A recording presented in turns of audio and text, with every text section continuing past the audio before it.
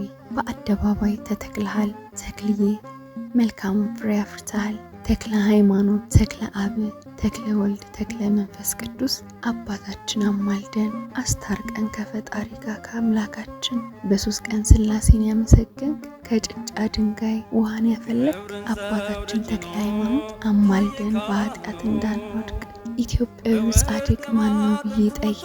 በረከት ፈልጌ ልሳለሙ ናፈኩ። ክብሩን ልመሰክር ተፈታ ምላሴ።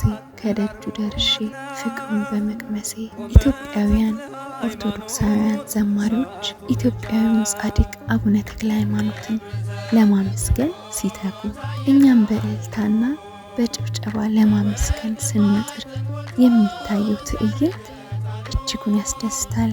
ከሁሉ በበለጠ ነፍስን በሐሴት የሚሞላው ግብፃውያን ለጻድቁ ያላቸውን ጥልቅ ፍቅር መመልከት ነው። ለጻድቁ ያላቸውን ፍቅር ሲያወሩት ፊታቸው ያበራል። ኢልሙ ሀልቃ የመካነ ማልቃ ቤተክርስቲያን ሃንጊንግ ቸርች ይሉታል። ቤተክርስቲያኑ በአሮጌው ካይሮ ከታነጹት አብያተ ክርስቲያናት መካከል ጥንታዊውና በአሰራሩ የተለየ በመሆኑ በልዩ ስሙ የተንጠለጠለው ቤተክርስቲያን ተብሎ ይታወቃል። ይህንንም መባሉ ምንም አይነት ሚስማር ሳይነካው በሁለት የባቢሎን የግንባታ ግድግዳ ላይ ተንጠልጥሎ የተሰራ በመሆኑ ነው። ቤተ መቅደሱ 4 በሮች አሉት። ወደ ውስጥ ሲገቡ የኢትዮጵያዊ ጻድቅ የአቡነ ተክለ ሃይማኖት የመጀመሪያው ቤተ መቅደስ ይገኛል። በዚህ ቤተ መቅደስ ውስጥ የቅዱስ አባታችን የአቡነ ተክለ ሃይማኖት ተረፈ አጽም እንደነበረና በብፁዕ ወቅዱስ አቡነ ሽኖዳ 3ኛ ፍቃድ ወጥቶ በስማቸው ወደ ታነጸው በእስክንድሪያ ከሚገኘው አል ኢብራሂሚያ ውስጥ